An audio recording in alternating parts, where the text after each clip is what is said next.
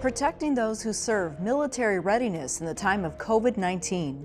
We are continuing to bring young men and women into the military, into basic combat training. Managing the unknowns for tens of thousands at the University of Arizona. All of our main objective is the safety of our students, our faculty, and our staff. Mourning the loss of a loved one while honoring social distancing guidelines. Our services and our ceremonies are now limited to gatherings of no more than 10. Hello and welcome to Arizona 360. I'm Lorraine Rivera. Thanks for joining us. Our coverage of the coronavirus's impact in southern Arizona continues. First, with a look at how parts of the military are adapting. Fort Huachuca is the state's largest military installation. Located in Sierra Vista, it specializes in intelligence training and development.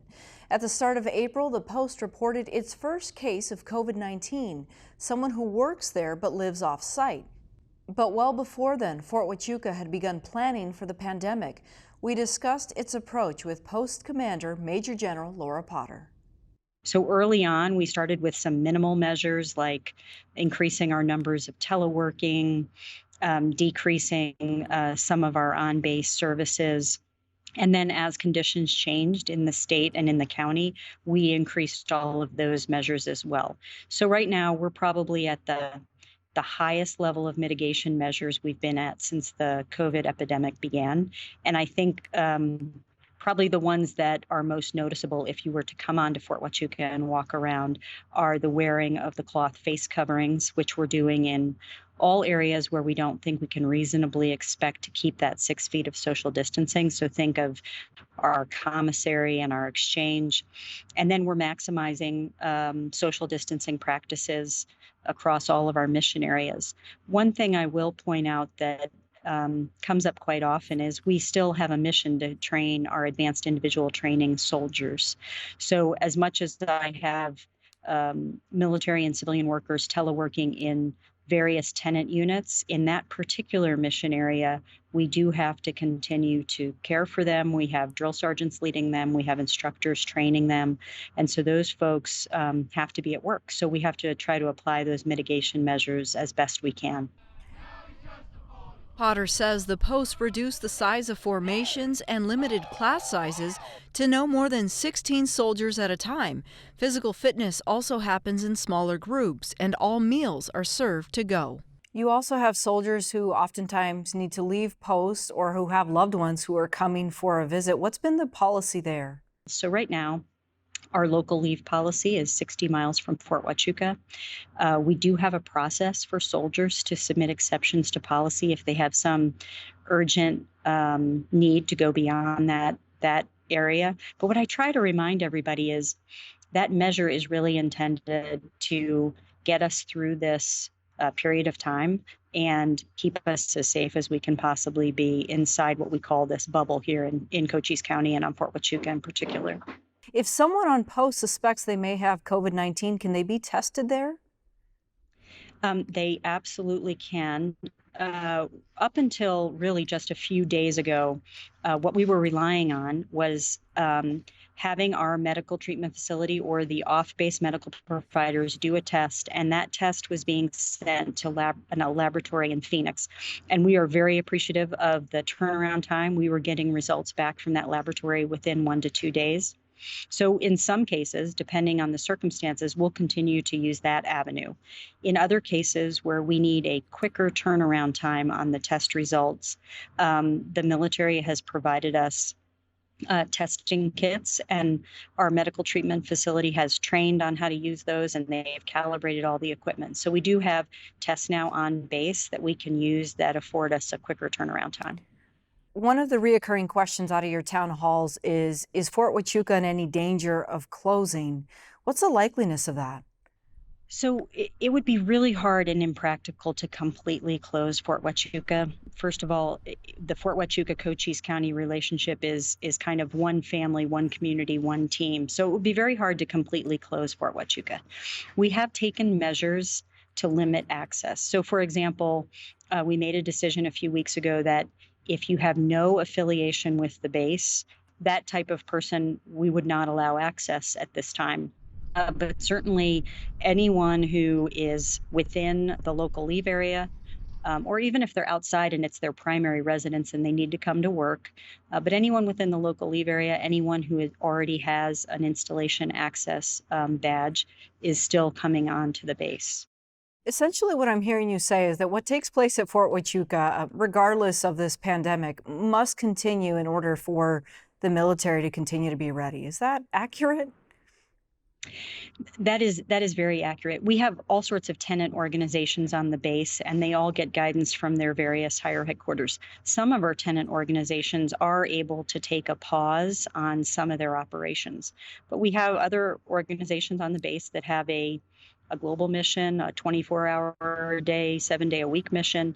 In our particular case, within the Intelligence Center of Excellence, the training mission has to continue, and this is a really strategic important aspect to the Department of Defense and the Army's mission, and that is we are continuing to bring young men and women into the military, into basic combat training, getting them trained here at Fort Huachuca as intel professionals or unmanned aerial system operators is very important, and we have to get them out to their first unit of assignment as part of the readiness of those units that they're going to. So I've had to really explain this in several town halls, and I can certainly understand why it's confusing to the trainees, to the cadre, to parents. But I think over time, we've been able to clarify to people why that advanced individual training mission is so important. So we just this week are shipping out our first group of graduates from AIT since the travel restrictions have been imposed. And in the near future, within probably the next week or so, we'll receive an inbound shipment of AIT soldiers from one of the basic training formations, and we will continue to do that training mission. Okay. Major General Laura Potter, the commander of Fort Huachuca, thank you. Thank you very much. This week, the state of Arizona announced it would back the University of Arizona with at least $3.5 million to create 250,000 antibody tests to distribute to first responders and healthcare workers across the state. Leading the effort is University President Bobby Robbins, a physician himself who says the research university is the perfect institution to lead the way in Arizona. We're taking a leap because this is unproven, but coronavirus, there are researchers at the university have been studying coronavirus for at least 2 decades. And if you look back to MERS and SARS, there was some immunity conferred by making antibodies to those viruses. So we think that there will be some immunity, whether it's 6 months, a year, 2-3 years for this virus. If it follows basic biology, that's what we hope to see. So it'd be very helpful for frontline healthcare workers and we for our students just to have the knowledge and the ability for us to know how to intensely mitigate for those students who are immunosuppressed or going through chemotherapy or have had an organ transplant or whatever, versus those that have some antibody protection. That's why we're doing it. You mentioned frontline workers, but in your press conference, you also alluded to the staff and students of the University of Arizona being a part of this testing. Is that something that you could see being a requirement before coming back on campus? Well, remember, as I said, we were going to do this for all 60,000 people in our family, all faculty, all staff, and all students. But it will not be a requirement. It'll be a completely voluntary program. But you could imagine if when we bring students back and you're in a high-risk category, you may not want to come back face-to-face. And we're going to have a hybrid offering of remote online digital platform and face-to-face classes. You mentioned the large population, our student body. I mean, we have so many students who are international students or come from out of state. As you know, travel restrictions remain in place. Are you having conversations about what should happen to the student body should we not have as many people return as planned in the fall? I think the international students, unfortunately, the new international students are going to be self-limited. We're planning for very few of them to come. because the embassies overseas probably won't be open until November. So they can't get their visas to be able to come to campus here in Tucson if they wanted to. The biggest question for me is going to be what happens to our domestic out-of-state students, those students from California, from Texas, from Illinois, the East Coast. Do they make the trip out to Tucson to come back to face-to-face classes? And that's going to be a serious consideration for us as we reopen the campus. You've got about nearly 16,000 people employed by the University of Arizona. You've talked about hiring freezes, furloughs. Are layoffs also on the table as we move into this next phase?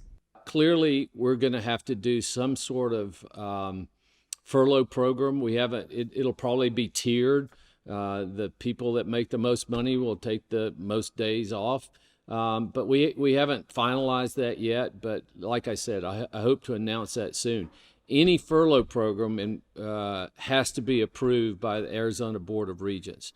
And we've been in communication with them and let them know that because of this decrease in revenue and that we're probably going to be bringing a furlough program to them for their approval. In terms of layoffs, I think the hiring freeze is a de facto layoff program because we're not able to replace those jobs, and I'm not certain how long this hiring freeze will happen, but we're pretty convinced we're going to have major losses at least in the first semester, and it may last 15 months. So there will be inevitable layoffs unless we have some miracle and this testing program and the epidemiology of the virus or a vaccine were to come out sooner than the year to 18 months that we think. All those things we would change quickly, of course, to get people back to work and pay them. A few days after our talk, Robbins released his proposed plan for furloughs and pay cuts, including 13 to 39 furlough days determined by a person's salary. Those earning at least $200,000 a year would also see a 20% pay cut.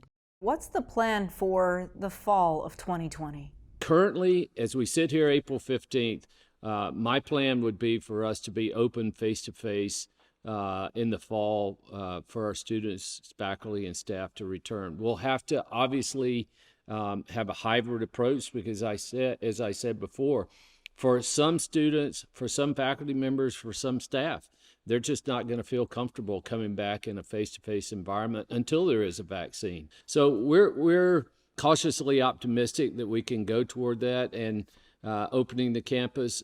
We want to be able to announce that publicly. I've been hinting at it. I've been pushing for it, but we need to work out all the details. We don't want to have opening too soon and have a false start here. And my main and all of our main objective is the safety of our students, our faculty, and our staff. It always has been and always will be. So we'll do this thoughtfully, but I think people are really anxious to get back and have those face-to-face meetings.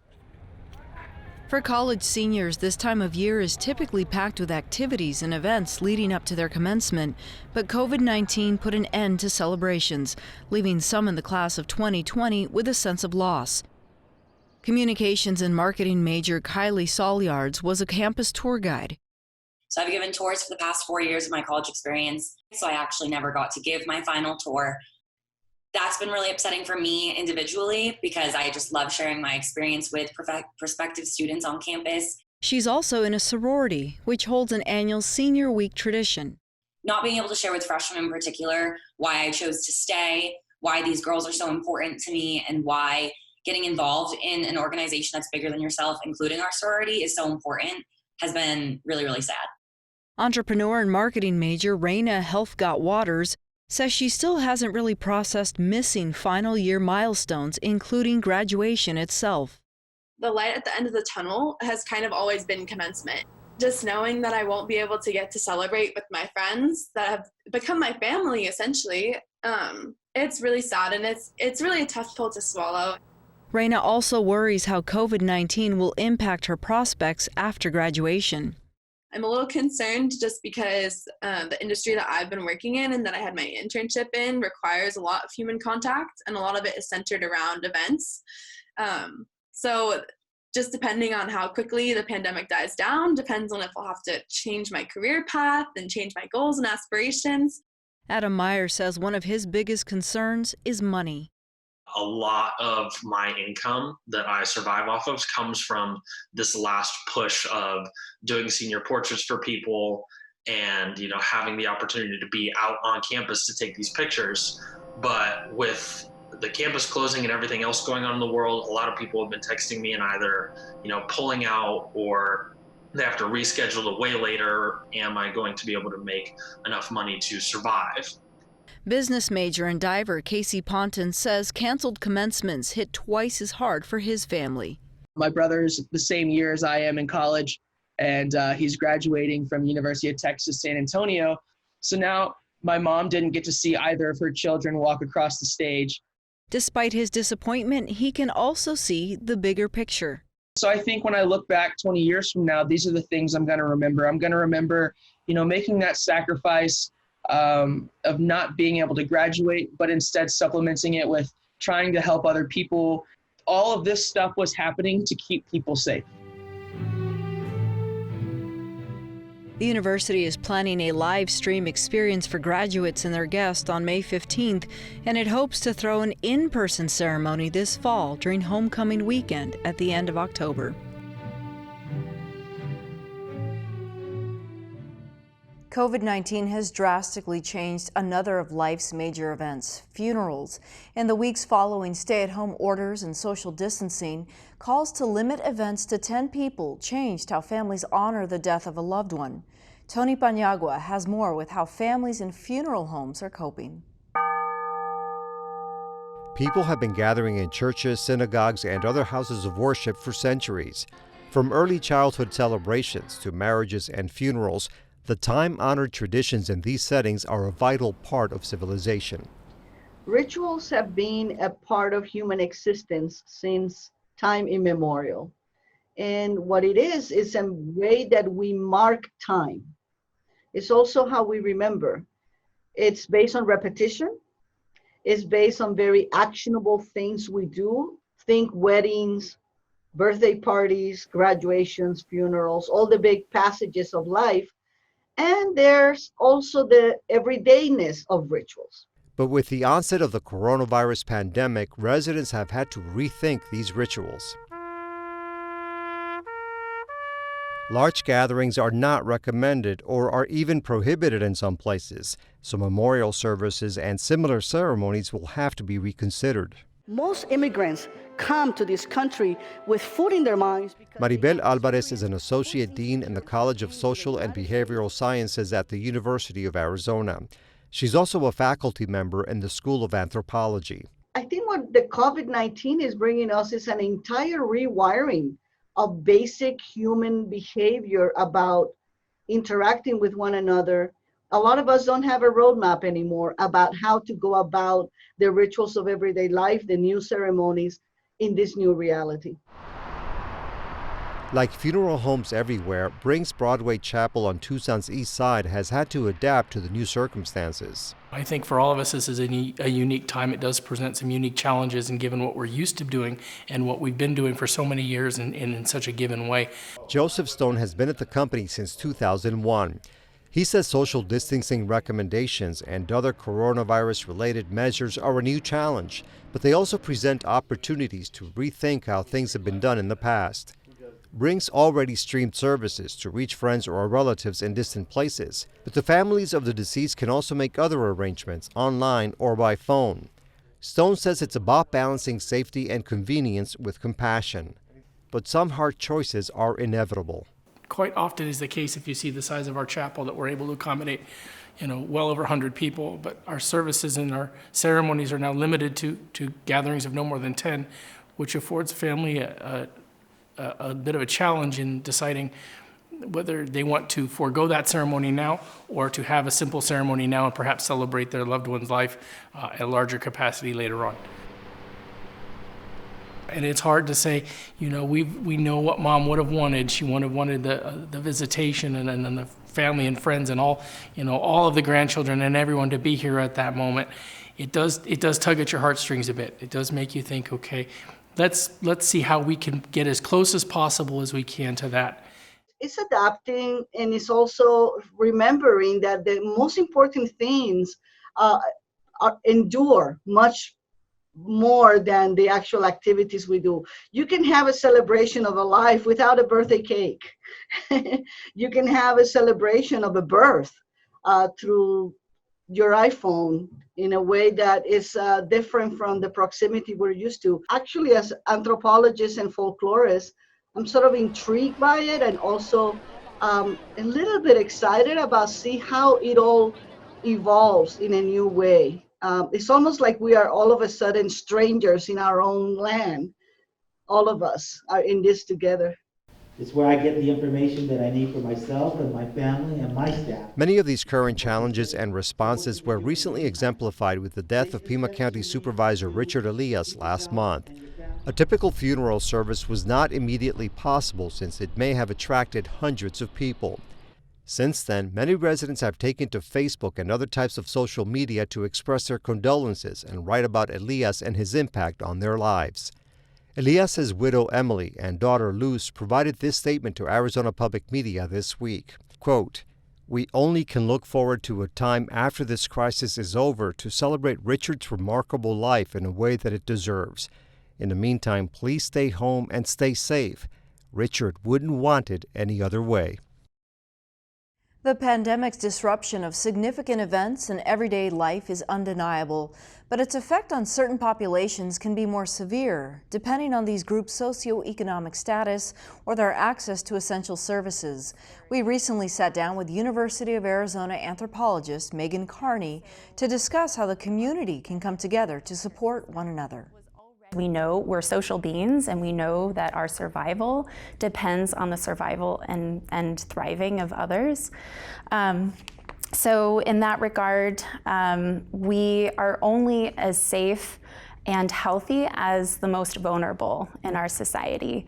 And we, rather than thinking in terms of us versus them, where we're preoccupied with wondering who belongs and who does not belong, we have to remember that we are all human and we have human needs.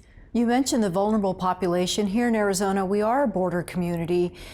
What do we make of migrants who are also grappling with how to respond and whether or not they can or cannot seek resources and services? That's a really good question. So prior to pandemic being declared, there was already significant fear and anxiety in many immigrant communities in the U.S., communities that I've worked with for the past decade, about seeking health care, about coming into contact with entities that they perceive somehow associated with state authorities or government authorities. And the primary reasons for that are that they fear deportation, the possibility of deportation if they or someone in their family lacks immigration status, if they are of undocumented status. So that's a legitimate fear that has existed before pandemic. What makes us resilient as humans in processing this and in using the terrible things that have come from it for some good? As an anthropologist, I do obviously draw comparisons across different social and cultural contexts. One area of my research in Italy has been looking at solidarity networks. And so solidarity, social solidarity, is actually a seasoned practice in Italy. And solidarity networks are more or less the antithesis of individualism. And there's three core principles of solidarity networks. One is material support, so food, shelter, clothing. Another is collective well-being, so thinking about the well-being of the collective. There's no disparities, right, in who has access to what material resources. You have this collective sharing, and you are constantly thinking of the well-being of the collective. And thirdly, an emphasis on strengthening social relations or social relationships, and less on things like the economic bottom line. And we're starting to see some expressions of mutual aid, solidarity popping up here. At the University of Arizona, where I work, there are also efforts to explore the possibility of facilitating mutual aid networks on our campus and among different constituencies within the campus community. So some hope that we can come together despite all this. Okay, Dr. Carney, thank you. Thank you so much. Not long after the outbreak cleared out campus, faculty at the U of A tapped into their expertise to see how they could help bolster state and local efforts to flatten the curve. We had a lot of faculty members, many of whom have experience in pandemics, saying we want to work on this. We need to get together. Dr. Elizabeth Cantwell leads the university's Office for Research, Innovation, and Impact. She says the COVID-19 Research Coordination Group started with 35 faculty members that quickly grew to over 100. Now they share their expertise a few times a week over Zoom. And we have faculty from the law school and the business school and engineering and the medical campuses all talking together. How can we move things forward faster? How can we help now? Their ideas in action include researching how to 3D print hospital masks and other PPE or personal protective equipment that healthcare workers desperately need. Remember to focus on high-touch surfaces. Or producing a video for firefighters and other first responders about how to protect themselves from being exposed to the virus and exploring why people hoard crucial supplies. If we had behavioral techniques to keep people from inappropriately hoarding in situations like this, we certainly know we'd have a lot more. We'd have a lot more toilet paper, but we'd have a lot more PPE. We would not be in the trouble we're in the hospitals with masks and ventilators. Cantwell also believes the group's response now establishes a crucial network that will be ready for when the next crisis happens. We all think that this is not the last pandemic the globe will see. The reason you have large research universities that are state-funded is so that when we have real challenges, when our resilience in one way or another is challenged, we can reach in and bring those capacities to the fore. Research for the sake of making someone feel good about their careers is not why people do research. People do research to have impact. That's all for now. Thanks for joining us. To get in touch, visit us on social media or send an email to Arizona360@azpm.org and let us know what you think. We'll see you next week.